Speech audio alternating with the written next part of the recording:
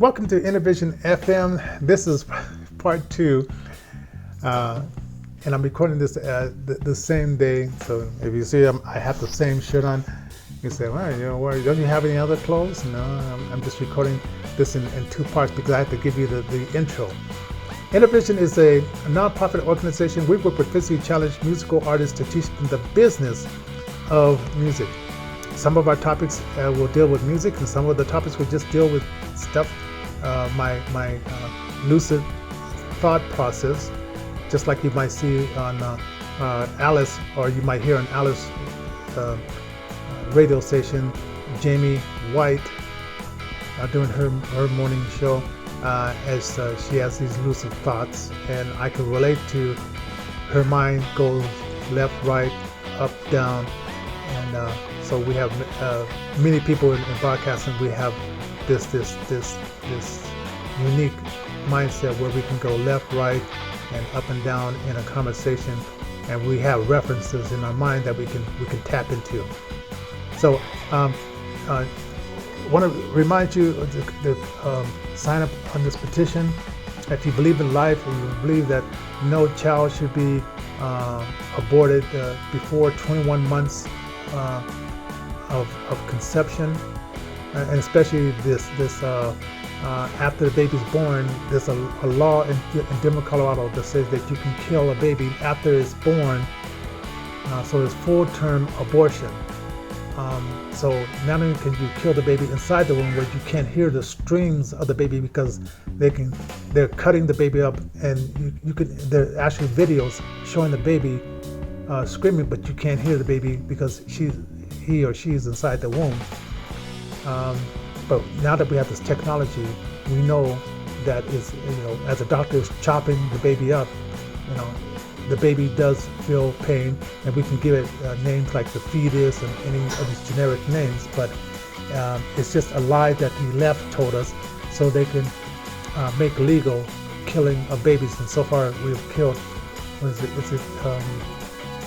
60 million babies in America, under the guise of it's just a blob, it doesn't feel any pain. And now that we got used to that lie, the Democrats want to bring us into the next lie. The left-wing party of the Democrats want to bring us into the next lie of saying that you can deliver a baby and go to the mother and say, should we kill the baby or should we let the baby live? And so Denver is Colorado is one of 7 states that allow full-term birth, and then you can kill the baby after the baby is born. Okay, so go to the website, due date too late, and sign the petition to get it on the November voter count, so we can vote for this as a group of people and get this law reversed in Denver, Colorado. Okay, and as you can guess, I'm a pro-life. I've always been that way. I appreciate the sanctity of life, because as the Bible says, He knew you before your mother conceived you. He stitched you together. And for the ones who read the Bible, you know what scriptures I'm talking about. The ones who haven't, I know the Bible has been taken out of the schools, and a lot of people said, oh, that's an old book and it has no relevancy. But if you read it and you open your mind, you'll see things that are true thousands of years ago and still are true today. And in one part is about this lady, Hick. Okay, getting into the topic, and once again, I'm going to say for the lesbian people that I know, and the bisexual people, and the gay people that I know in my family and outside, I don't have any judgment towards your lifestyle. It's a lifestyle. The only one I do have a judgment towards is pedophiles. And it looked like in the life of Eleanor's lover, Miss Hitchcock, her father was a bad guy, a bad character. He abused her, he probably led her into the lifestyle that she started living as an older girl. Pretty much a hatred of men, a disdain towards men, and I directed directly towards that father. He wasn't a good guy, right? They were poor, dirt poor, and just things that happened back in those days are probably still happening today.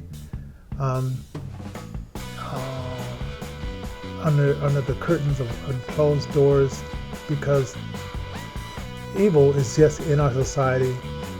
Goodness and evil are always fighting against each other, and in this society, it's always a battle of goodness versus evil, and fighting those things seems to be just a consistent battle. And in Ephesians chapter 6, it talks about we do not fight against flesh and blood, but against powers and principalities in the air, and making sure that we put on the armor that will protect us from these things. But you can read it for yourself. It's in Ephesians chapter 6, and it's the one that talks about the armor of God. And so I didn't get this understanding early in my life because I didn't read the book. And then when I started reading the book, then I started to understand things a lot better. And things that weren't told to me by adults around me or other children and other teenagers around me, I started learning just through reading and talking to people and asking them questions. And my favorite word in grade school was why. And the teacher would say, because I said so. Why? And then because when I was at home, if I said why, my mother would slap me across the head and say, because I'm the captain, you're not. Right? So I learned not to really ask that many questions at home. I would just listen to her monologue, and I would think to myself, but back in those days, kids couldn't really say what they really thought, and maybe today kids are saying too much of what they thought. I once knew this lady that told me that her son calls her the B word. I said, wait a minute, you're feeding him for free, and he's calling you the B word? I said, and she said, well, I said, that would never happen. And her excuse to me was said, well, your mother was probably bigger than they were. And I'm thinking, like, whether she was big or not, a child calling you a B word and you feed that child for free? It didn't happen in my family, and I wasn't as stern as my mother, but for my kids to be calling me names in the family just wouldn't be happening. But I've seen parents that let their kids call them all kinds of names. I once seen this lady in church, her 5-year-old boy, I mean, he was kicking her and stuff like that. I'm thinking, like, who is this devil? Who is this? How did you let him get to this level where he thinks that he could kick you because he wants his way? Who is in there? Who knows how this kid grew up now, you know? I can imagine, because if you don't get them at an earlier age, they're gonna fill our jail system and everything like that. But anyway, Eleanor Roosevelt. Okay, I get off on these side stories, but I just want to give you an idea of where I'm coming from. So, Miss Hickok, she didn't grow up in a very good family. Her mother died at the age of 13. Her father had her take care of her mother. Her mother was dying of cancer. And this is another thing. I was listening to what they were eating. No wonder the mother had cancer.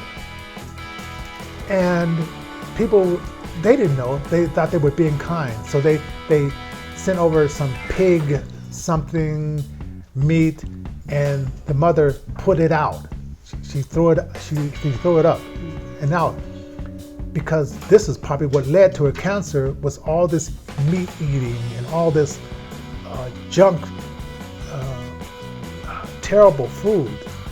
And she gave a very graphic description of how she took care of her mother, because her father said, you need to clean your mother up, you need to wash. I think, like, where are you?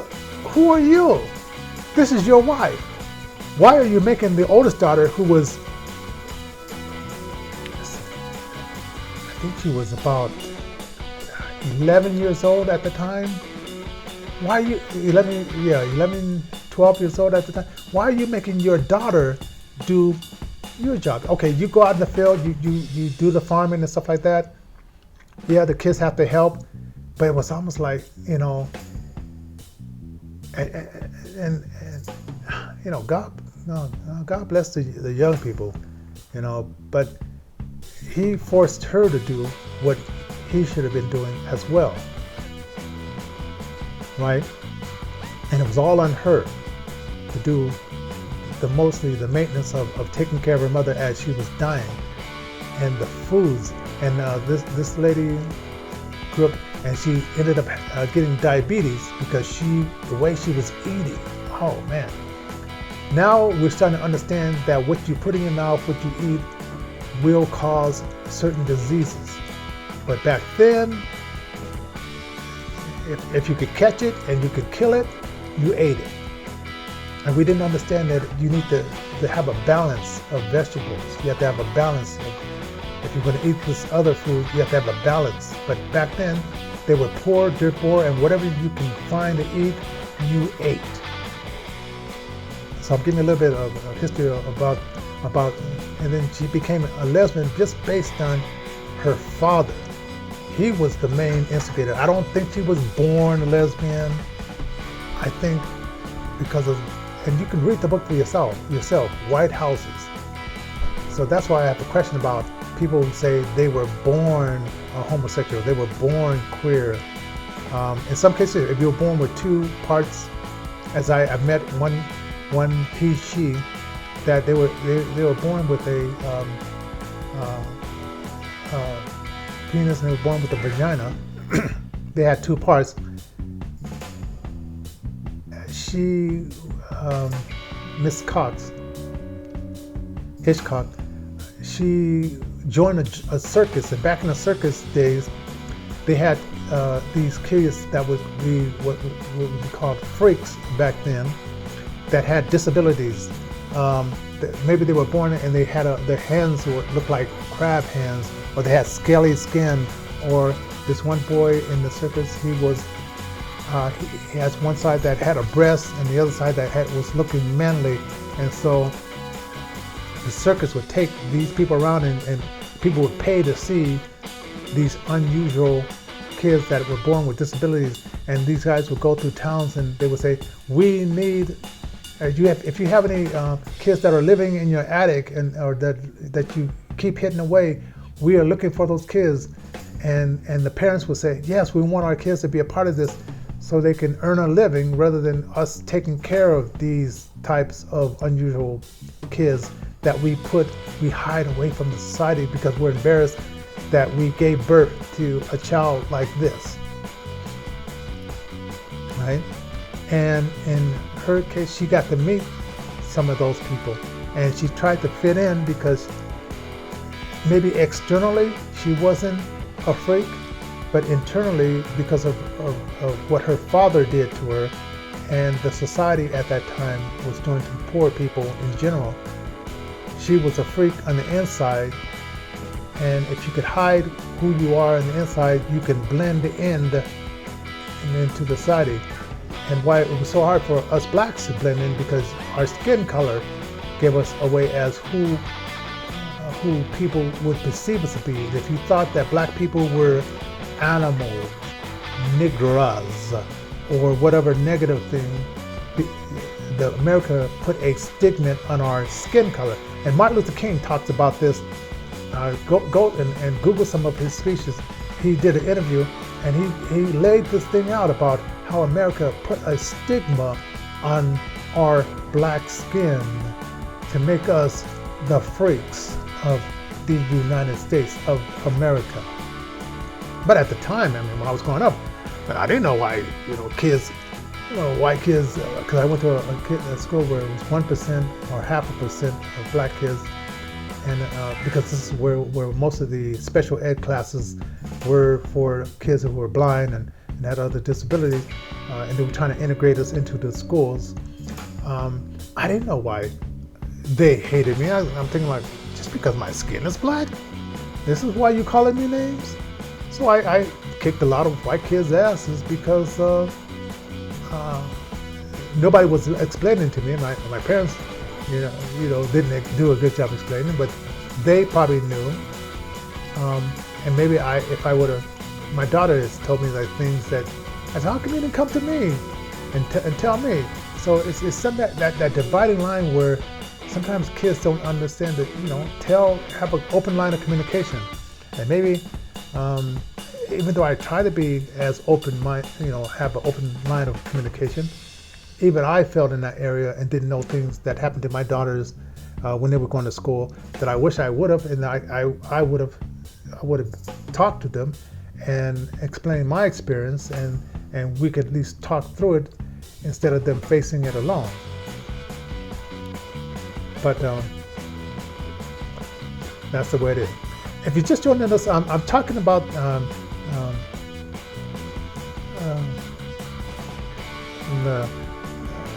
the president of 1932 and his wife, Eleanor Roosevelt, Franklin Roosevelt, and Eleanor Roosevelt's lover, and that lifestyle. Given my perspective on Mrs. Hitchcock, and just with a name like that, man, you could imagine what kind of teasing she must have got back in the day. But she fought through it. She learned how to.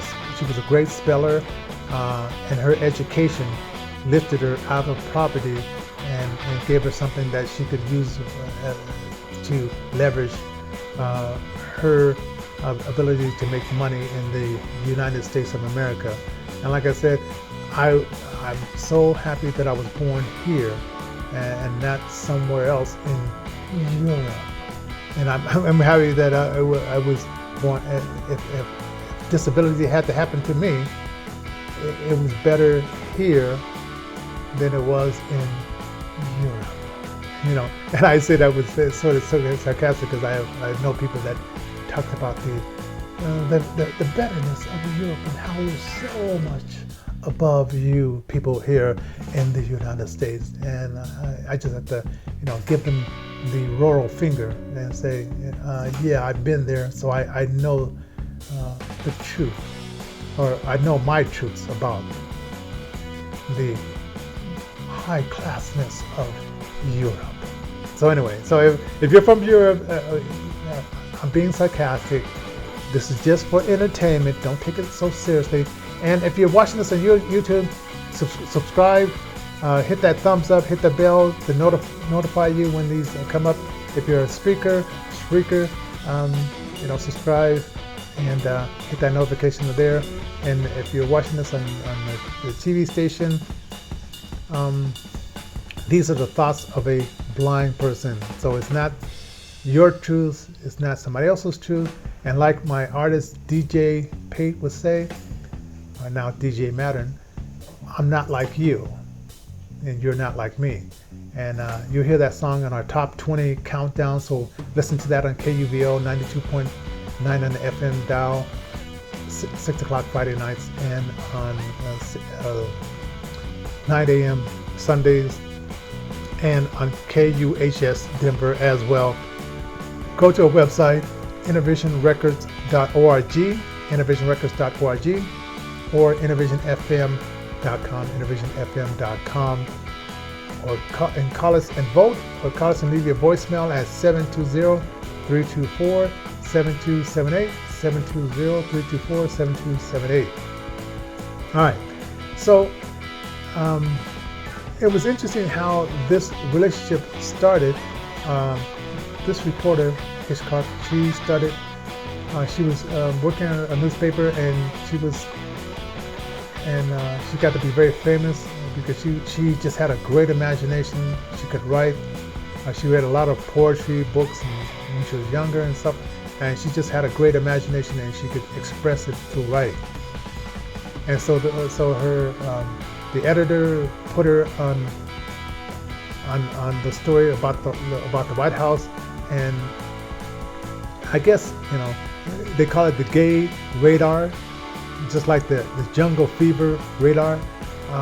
You know who is attracted to you, even though they don't say it with words, but it's like what they say, the gay radar. And in the black community, when we understand that there's women of other ethnicities that like us, we have the jungle fever radar. Okay, and that's quite funny. And someday I will talk about that. And if you want to hear more stories like that, you can leave it on our phone number, or you can email us from the website. And believe me, I got stories galore. But I digress. Let's get back into Eleanor Roosevelt and her lesbian interlude with this other lesbian lady, which we didn't know at the time what was going on, because reporters, much like today, they hide things. And I bet there's going to be some things about Obama that we didn't know that will come out later on. When their daughters get a chance to write books or whatever. Bill Clinton, we know a lot about him, but I bet we're going to know even more when Chelsea breaks that code of secrecy.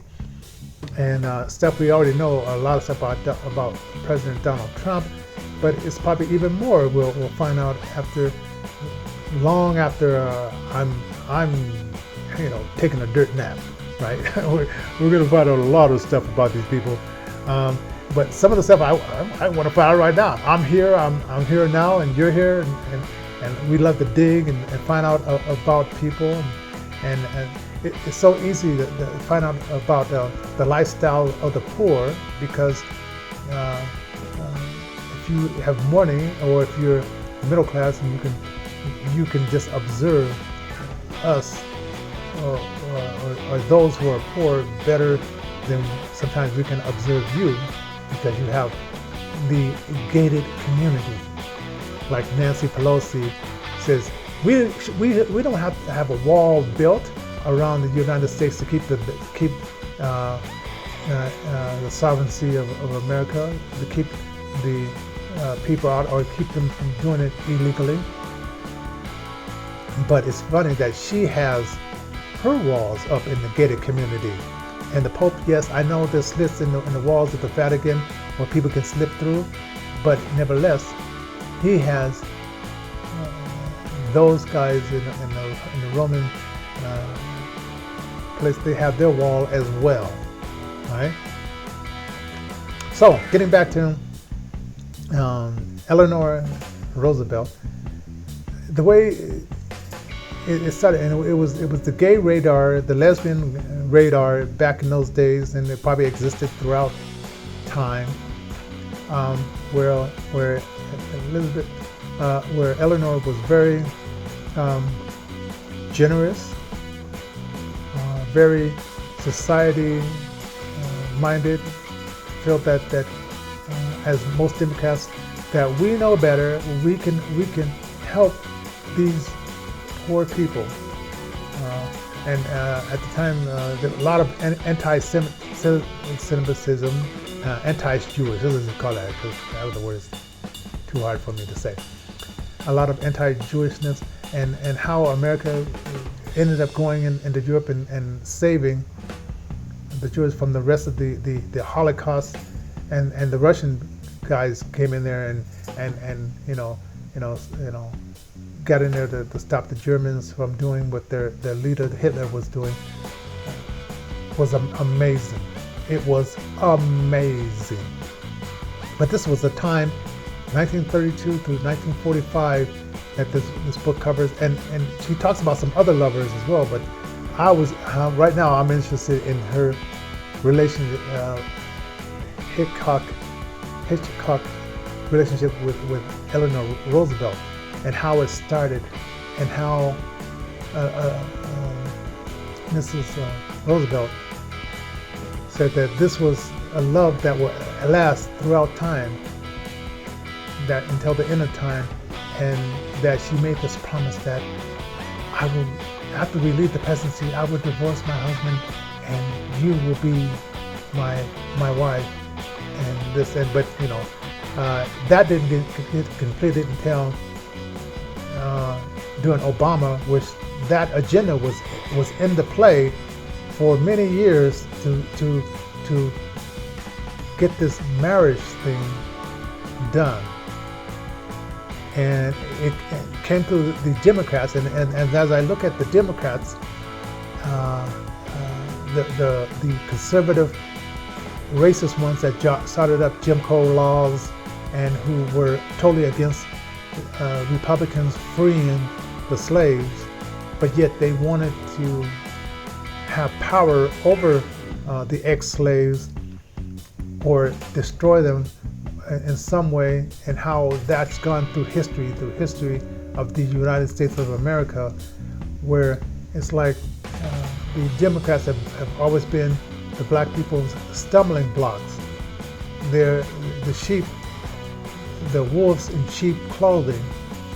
And if this doesn't fit you, there's two types well, maybe three types, but there's the progressive Democrats who said, hey, integration, let's help these people to meld into this. And then there's the conservative, which Malcolm X called Dixiecrats, and go look at some of Malcolm X's past videos. And so there was those kind of Democrats that wanted total separation, wanted separate but equal, which wasn't equal because they just wanted separatism, right? But they didn't necessarily want it to be equal. They just said that to get it through the Congress. Yeah, we'll have separate but equal. And then when we found out, after the experiment had started, that it wasn't as equal as the Dixiecrats said it would be, then it was up to the Republicans and the liberals to make it a little bit more even ground, as it were. But anyway, Eleanor Roosevelt, some parts in the book that stuck out to me was she had to present this external person that she learned in Europe, how to eat with the forks and the knives placed at a certain place, and how to drink your tea with your pinky out. Which nothing bad about that. We're all taught certain things.